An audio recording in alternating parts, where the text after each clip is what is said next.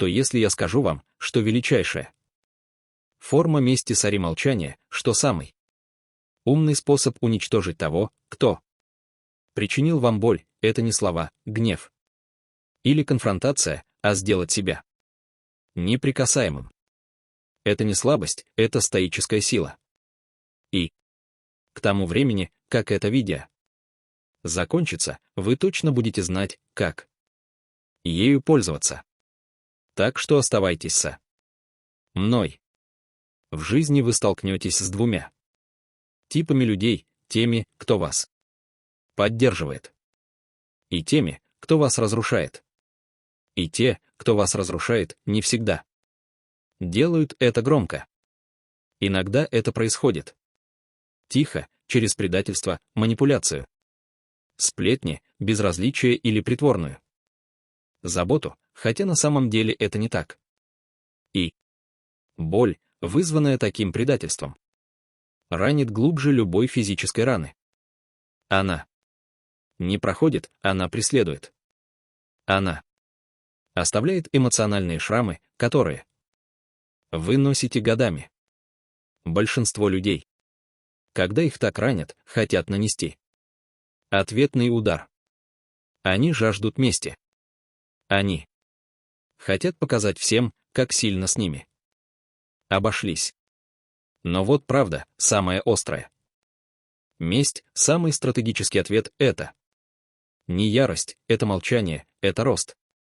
Оно становится настолько сильным, настолько эмоционально неприкосновенным, что тот, кто причинил вам боль, теряет всякую значимость. Стойки понимали это лучше, чем кто-либо другой. Они считали, что отстраненность — это не слабость, а высшая форма силы. Марк Аврелий однажды сказал: у вас есть власть над своим разумом, а не над внешними событиями. Осознайте это, и вы обретете силу. Это означает, что вы не можете контролировать то, что делают с вами другие, но вы всегда можете контролировать свою реакцию. Поэтому, когда кто-то пытается вас ранить словами, манипуляцией или пассивной агрессией, у вас есть выбор. Вы можете питать его своей энергией, а можете подняться над ней и направить эту энергию на достижение своей цели. Большинство людей считают, что молчание — это поражение, но на самом деле это самое громкое заявление, которое вы можете сделать. Представьте себе, кто-то предает вас, распространяет ложь, бросает вас в самый слабый момент. Или заставляет вас чувствовать себя недостаточно сильным. Они ждут драмы. Они ждут слез, они ждут, что ты сломаешься. Но вместо этого ты молчишь. Ты исчезаешь, ты обращаешься в себя, ты начинаешь работать над собой, ты тренируешь свое тело, ты расширяешь свой кругозор, ты строишь карьеру, ты проводишь время с людьми, которые действительно тебя ценят. Ты начинаешь светиться изнутри, и вдруг ты становишься недосягаемым. Ты не плачешь. Ты не преследуешь, ты не объясняешь, ты процветаешь. И это молчание, это трансформация, то, что их разрушает. Потому что молчание не пассивно, это сила. Оно заставляет их взглянуть себе в лицо. Оно лишает их возможности контролировать тебя. Оно разрывает цикл эмоциональной манипуляции. Как только они больше не могут провоцировать реакцию, их власть над тобой исчезает. Это стоический путь. Ты не просто побеждаешь своих врагов, ты развиваешься дальше них. Ты стираешь их из своего эмоционального ландшафта. Ты продвигаешься так далеко, что они даже перестают тебя узнавать. Пойми это ясно. Месть — это не ответный удар, это не стоический путь. Настоящая месть — это Гарантия того, что они больше никогда не смогут причинить вам боль. Это создание жизни настолько осмысленной, настолько дисциплинированной, настолько полной радости и удовлетворения, что они превратятся в не более чем тусклое воспоминание. Если вы ответите хаосом, они победят.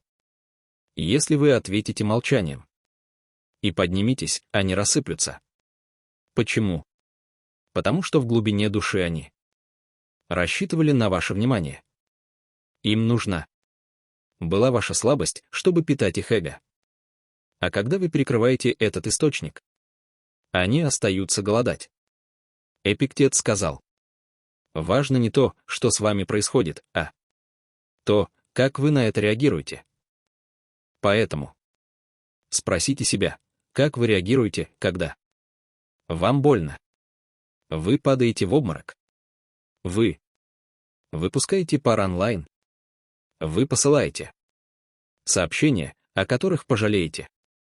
Или вы поднимаетесь в версию себя, которая не нуждается ни в завершении, ни вместе, ни в одобрении с их стороны вообще. Вот версия, которая побеждает. Это версия, которой призывает вас стать стоицизм. Вспомните знаменитостей, которых предали, но они не говорят ни слова. Они не жалуются, они не разоблачают, они просто возвращаются спустя месяцы. Сияющие, завоевавшие награды, более острые, спокойные, сильные. Их молчание говорит громче любого интервью. Это доминирование, это благодать, это стоический путь, не крик, а возвышение. Вам не нужно публиковать цитаты о предательстве. Вам не нужно сплетничать об их поступке. Вам не нужно придумывать идеальное возвращение. Вам нужно лишь стать настолько сосредоточенным, настолько сильным, настолько умиротворенным, что человек, который когда-то имел силу сломить вас, больше не будет существовать в вашей реальности. И вот самая важная часть. Когда вы перестаете гнаться за местью, Вселенная дарует ее вам. Закон причины. Следствие всегда в действии.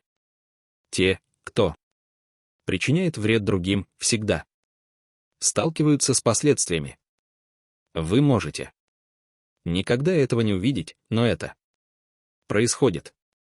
Пока вы исцеляетесь и растете, они остаются в ловушке своих собственных токсичных циклов. Пока вы поднимаетесь, они остаются в тупике. И этот тихий подъем — это спокойная отстраненность. И есть справедливость, которой они никогда не ожидали. Так что в следующий раз, когда кто-то причинит тебе боль, уйдя, не потому, что ты слаб, а потому, что ты мудр. Не объясняй, не спорь, не умоляй, не борись, просто исчезни. Направь эту энергию в свое себя. Постройте жизнь слишком полную смысла, покоя и прогресса, чтобы оглядываться назад. Это самый стоический, самый жестокий, самый неудержимый способ уничтожить любого, кто думал, что сможет вас сломить. И когда они снова увидят вас спустя месяцы или годы и поймут, кем вы стали без них, они наконец поймут. Ваше молчание было самым громким посланием из всех.